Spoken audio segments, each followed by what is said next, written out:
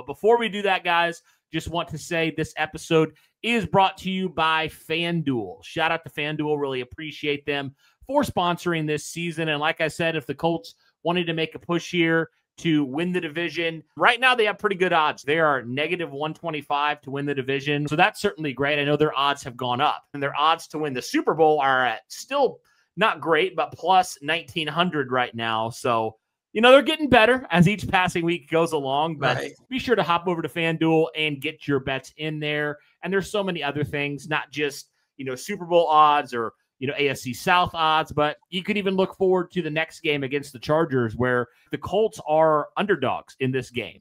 But I think about 1.5 right now as it stands. So the guys right now, Colts are plus 108 odds to win against the Chargers. So if you feel confident the Colts can take care of business, check that out. But again, shout out to FanDuel for sponsoring this episode and every episode here in the 2025 season.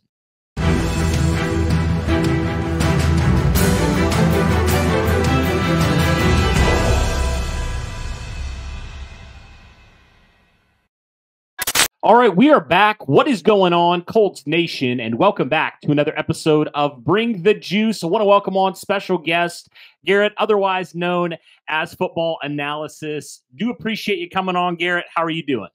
I'm doing great. I appreciate you having me on, Cody, and really looking forward to talking Colts. Absolutely. And I know we both, I'm sure, again, unless you knew something, I think a lot of people are very surprised where the Indianapolis Colts sit right now through 6 games at a 5-1 record, tied for the best record in the AFC. Man, just talk to me about your impressions of this Colts team so far through 6 games. I mean, I think very few people thought the Colts would certainly be at this point. And I know even some analysis people said the Colts might have 5 wins the entire season. So what have your impressions been overall, man, of this Colts team through 6 games? So the biggest thing I'll start with my take heading into the season. I was a big AR guy, and Anthony's only 23 years old. I still think there's a path for him, in a couple years, similar to what Daniel Jones is going through right now, although that's, several years down the road. But I was really disappointed heading into the season that, and this is, 100% could not be more wrong. But I was really disappointed that the Colts didn't want to go with Anthony Richardson to start the season, because it was basically like, look, we invested the number 4 overall pick in Richardson a couple of years ago. We have a GM, we have a head coach on the hot seat. And heading into the season, if you thought Daniel Jones was going to have this type of start, please bring any receipt up that you could have imaginable, but more than likely you're lying if you thought this type of start was going to happen. So credit to DJ, credit to Shane Steichen for the games that he's called offensively, and of course the players for making the plays. But I was really disappointed that, AR wasn't going to get his last chance, especially with how injury riddled he's been. And I really thought that Daniel Jones, by starting him at the beginning of the year, was in some ways waving the white flag, because it was just like, all right, we're on the hot seat. Anthony Richardson's he's gonna have some bad plays, and DJ will at least kind of level us out, but he's gonna have a very low ceiling. We might get 6 to 7 wins, and we're gonna be a pretty boring team to play. But Daniel Jones, it really started with that week 1 game against Miami, where he was. He had there was a couple of cover 2 hole shots that he hit. He did a really good job on the 27-yard touchdown pass to Michael Pittman all the way back in week 1, where he manipulated the safety with his eyes and then came back and fired a dart to Michael Pittman down the sideline. And Daniel Jones right now, I'm not going to get into where he's ranking quarterback-wise, but he's playing high-level football, and I couldn't be happier for DJ, for the Colts organization, and of course the fan base. Absolutely. Yeah, I know there wasn't a lot of optimism going into this season just from a Colts perspective, because like you said, especially when you found out Daniel Jones was going to be named the starter. And I'm right there with you, man. I was not happy about the move. Thought it was not a great decision. And obviously, so far, Daniel Jones has made us all look foolish. So let's stay there with Daniel Jones, though, because, when he initially got signed, I know a lot of people we're kind of like, I don't know. He's probably just going to be competition for Anthony Richardson. And then they talk about the entire full competition, and they truly played out. Daniel Jones wins the job. And now we look in the middle of October, and Daniel Jones is one of the best quarterbacks in the NFL. What do you think has contributed? Because we've seen different quarterbacks in the past who flamed out at other places. What do you think's contributed to Daniel Jones looking as calm, collected, and honestly as polished of a quarterback as he's looked through this first 6 games, where he's not turning the ball over, He's putting the ball in really good positions, and he's helping this Colts offense stay on track and be one of, if not the best offenses in the NFL. What has happened to come to this point with Daniel Jones? So that's a great question. And there's this belief, I think Alex Smith was the first one to say it a couple of years ago, or somebody said it about Alex Smith, he was widely viewed as a draft bust through the first, 5 or 6 years of his career. And then he obviously turned his career around. But basically the belief that this also applies to Daniel Jones is if me or you were drafted to, a situation, and obviously we're not, NFL players, but basically the belief is that if you are around Shane Steichen, if you're around, I'm a Vikings fan, so if I'm around Kevin O'Connell, which Daniel Jones was also around Kevin O'Connell last year, if you're around all these NFL coaches and all of these offensive minds all the time, in a lot of ways, it's like a tide raises all boats. So naturally, you're going to get a lot smarter just around the game to begin with. I mean, Daniel Jones at 22 years old when he was coming out of Duke, he wasn't a poor prospect. I mean, he wasn't a top 6 overall pick where he was taken, but he wasn't a bad prospect. And the thing is once you're around the game for so long and you've been in the NFL for 6 years, naturally you are going to get a lot more smart just by being around it all the time. You're going to pick up on things that other people wouldn't, and obviously much less at 22 years old, which where he was 6 years ago. So naturally, you're going to improve your football IQ as time goes on. And the belief is basically that if you are around this all the time, and obviously they're practicing the plays as well, that naturally at some point it's all going to click, whether it will be a one-season wonder for Daniel Jones or whether this is at 28 years old, a player that he can be for the next 3 or 4 years and that the Colts can legitimately have their guy. It's a combination of Daniel Jones, stepping up and having everything come together, because the reality is for Daniel Jones specifically, for him to be a first round quarterback, for anybody to be a first round quarterback that's 6'3", 6'4", it's never a question if you have the physical ability. I mean, Daniel Jones is 6'5", he can run, he has a strong enough arm. I mean, it's not the Josh Allen, the Joe Milton, that level, but it's a strong enough arm. So the physical tools are all there. Obviously, quarterback more so than any other position is mental, and it's just a matter of, or cerebral, and it's a matter of everything clicking, and everything is finally clicking for DJ. It also doesn't hurt to have, in my opinion, the current offensive player of the year and Jonathan Taylor behind him, but whenever you have everything that the Colts have, in addition to everything finally clicking for DJ, you have what we've seen through 6 games for the Colts, and I couldn't be happier for Daniel Jones specifically to rebound the way he has. Yeah, absolutely. You mentioned Jonathan Taylor looking like 2021 Jonathan Taylor again. What have you seen from him, man? It just seems like, in the past, Jonathan Taylor's been a great back. Obviously, we know he's run for a ton of yards, but it seems like this year Jonathan Taylor has improved in some of the areas where he's fallen short so far through his career, specifically third down, pass protection, catching out of the backfield. What have you seen from Jonathan Taylor this year to make him more of the complete back that he has become this season as opposed to years past? So with JT, I don't want to speculate here, but I would guess that he's more healthy this year than he has been in years past, because it's pretty rare that you see somebody like Jonathan Taylor kind of have this rebound that he has, because JT coming out of Wisconsin was a player who, it had to be noted that he had 300 plus carries in every year during his time at Wisconsin. I mean, even when he was an 18-year-old freshman all the way back in 2017, they ran him 300 times in the Big Ten, and that had to be noted. So for JT to still have what is essentially an NFL workload for the 9th straight year, dating all the way back to 2017, I would imagine that there's, a combination of the offensive line not being as good in years past as it is now, and Quentin Nelson's also having a resurgence here too, but it's a combination of him being healthier, living up to his full potential, and then also with JT, we talk about a lot of the time about a run game being a quarterback's best friend, but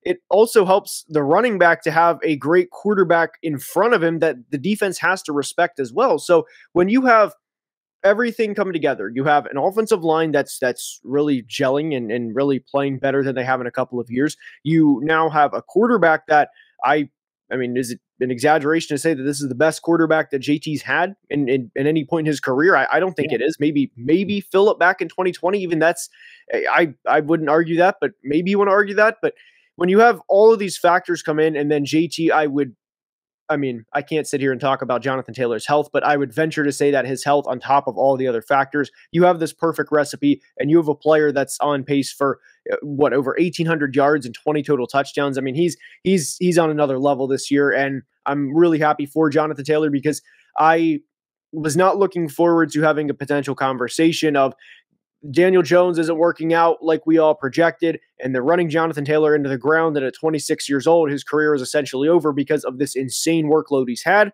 But we don't have to have those conversations because the Colts are absolutely killing it. Absolutely. Well, the addition of Tyler Warren's obviously been huge for this Colts offense as well. And, for a tight end group that last year, I think Tyler Warren's already eclipsed it through 6 games from what the totals of the entire tight end room was last year. How huge has he been for this Colts offense and what they want to do both in the run and the pass game? Because Tyler Warren's a very good run blocker as well. So what have you seen from the rookie so far, his first 6 games as a pro? I think this can kind of be summarized in one word: everything. He's a good route runner. He's good at catching the football. He's kind of a 6th offensive lineman in the run game. And I think at times people get really carried away with the Rob Gronkowski comparisons, but I don't think it's an exaggeration to say that he can have that type of impact. Maybe not in his rookie season, but in 2026 and beyond, because Tyler Warren, I mean, Colts fans, I feel like every day should wake up and thank Ryan Poles, the GM of the Bears, for taking Colston Loveland over Tyler Warren to be able to give them the opportunity to have Tyler Warren as their tight end for the next, I would imagine, 6 or 7 years. He's an absolute stud. And whenever you think, or whenever you ask this question, what is Tyler Warren's biggest weakness? I struggle to think of what that actually is, because he's good at catching the football. He's good at creating space. He's a good run blocker. You can see on tape that he's a very hard worker. He never gives up on a play. He's everything you want in a tight end. And the Colts, I mean, we're only 6 games in, but I'm comfortable saying, similar to how I was 7 years ago with Quentin Nelson, they hit on this draft pick. Yes, absolutely. Well, their offense has obviously been so good. Their defense has had some mixed results, partially due to some injury, especially to their cornerback room. Like right now, the Colts are at their 2nd, 3rd string corners. It's kind of crazy right now. But with the new addition of Lou Anarumo at defensive coordinator, what have you seen from this Colts defense, both good and bad? And what do you think maybe with the trade deadline coming up here in the next couple weeks, you could see the Indianapolis Colts potentially looking to add to this defense? So with Lou Anarumo, you're going to have mixed looks. You're going to have a lot of, it's going to, come out of you're going to have predominantly like a cover 3 type defense, but there's a lot of mixed looks with Anarumo where at times he'll drop 8 or he'll drop different guys in coverage. And I look back at Laiatu Latu for intercepting Tua in zone coverage back in week 1. And Laiatu Latu also leads the team in pressures. So with Anarumo, you never know what you're going to get, which causes confusion. And there's certainly times where an Anarumo defense, for better or worse, gets picked apart. And we saw that on Sunday with Jacoby Brissett, where it seemed like the Colts couldn't do anything right. You can say they were down a couple of corners, but it just seemed like even after Marvin Harrison went down, that the Cardinals were still picking up yards left and right. And that, unfortunately, there's games like that with a Lou Anarumo defense. And the biggest thing is the Colts offense has been able to overcome that so far. But like you mentioned with the trade deadline, the Colts are in a position that I don't think anybody would have thought that they would have been in 6 weeks ago. So having said that, with as many guys as they have out, Trey Hendrickson is a player that's always in contract discussions with the Bengals, and not that you need a pass rusher for a Lou Anarumo defense to know that, hey, we need to know this specific play, but Trey Hendrickson makes a lot of sense to go to the Colts. He's a really good player. There's always a contract dispute with the Bengals. It seems like it was just a nightmare this summer for Bengals fans to have to live through with both Trey Hendrickson and Shamar Stewart. And I think it makes a lot of sense, because if there's anything that we know, it's that a good pass rush will cover up a lot of weaknesses. And if you can have Trey Hendrickson, Laiatu Latu, and DeForest Buckner all get after the quarterback, that's going to cover up a lot of holes that you have in the secondary. Mm-hmm. Yeah, no, absolutely. I would also say, just with the amount of injuries they've had at corner, I would not be opposed. The Colts went out and traded for a corner. I know a lot of people throw around the name Reek Woolen as a potential fit for Indianapolis. I don't know how you feel like he fits potentially into a Lou Anarumo type of defense, but would that be another potential fit there? Are there any other maybe corners that you look at that say, hey, this could be a good fit here for the Colts, even though they're very banged up. Even when they do get healthy, maybe another number 2 outside corner alongside Charvarius Ward. So I'll discuss Riq Woolen because I think Riq Woolen makes the most sense for the Colts specifically. But the only pushback that I would have is Seattle is also contending. They're also 4-2. They're also a really good team, and internally, Seattle also thinks that with Mike Macdonald's defense that they can definitely go far. So I don't think that there would be a lot of incentive for Seattle to trade Riq Woolen. And one thing that I'll throw this in here as a bonus is one thing that cracks me up is the Lions right now they've also had a lot of corner injuries, and we saw that on Sunday night against the Chiefs. And one thing that cracks me up is whenever people say that, oh, Riq Woolen might get traded to the Lions. And I kind of laugh at that because why would the Seahawks trade to another NFC contender? Like, oh, hey, we're going for a Super Bowl. You guys, we might have to cross paths, but here, just go ahead and take this corner here. Just it's our pleasure to give you a potential starting corner, right? Right. Now, I do think that Riq Woolen his days in Seattle, I think, are numbered. I think everybody would agree with that, whether that number is less than a couple of weeks or whether that is at the end of the year in January or February. But depending on, look, everybody has a price. Depending on what that price would be, I think Riq Woolen does make a lot of sense, and I think he would actually fit this system like a glove. Gotcha. Okay.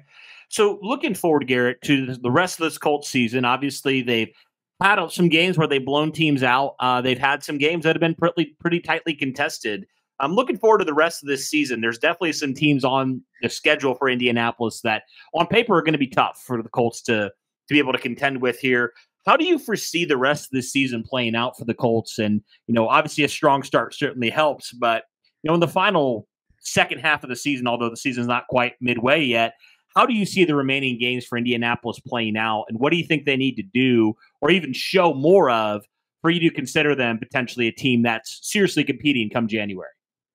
I would say right now they are seriously competing. I don't think, unless you're just looking for a hot take or for clicks, I don't know how you could look at this team and their body of work through 6 games and say, they're a joke. Daniel Jones is whatever. They're playing good football. Now, what I will say is when it comes hell or high water, if it's the Chiefs and Patrick Mahomes and Andy Reid versus the Colts, I admittedly would choose the Chiefs in the playoffs. But what I would say is right now, the Colts are an absolute nightmare to play in the postseason. Look at what the Falcons did to the Bills last night, where they sent a lot of heat. And the Bills did have a couple of players out, especially in the receiving core, that would have potentially changed the game significantly. But the Falcons ran the ball and they blitzed and they made Josh Allen uncomfortable, and the Bills have a terrible run defense. And I released a video last week talking about how wide open the AFC is and basically said that if you run into a team like Indy and you have a play where maybe the Bills or even the Chiefs, maybe they call a running play early in the game and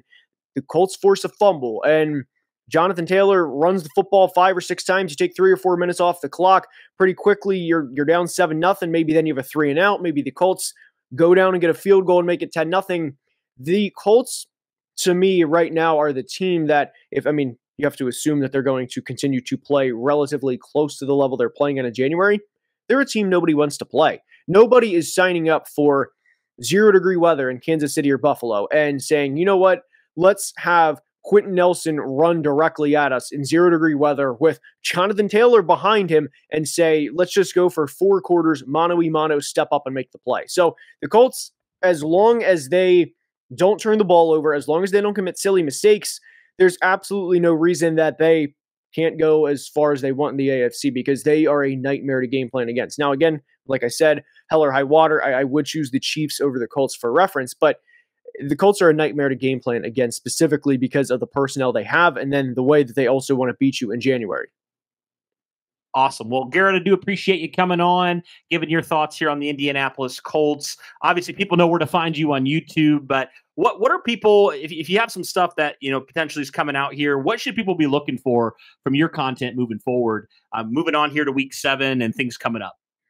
So on Thursday, I'll have a video discussing players that could get traded before the trade deadline.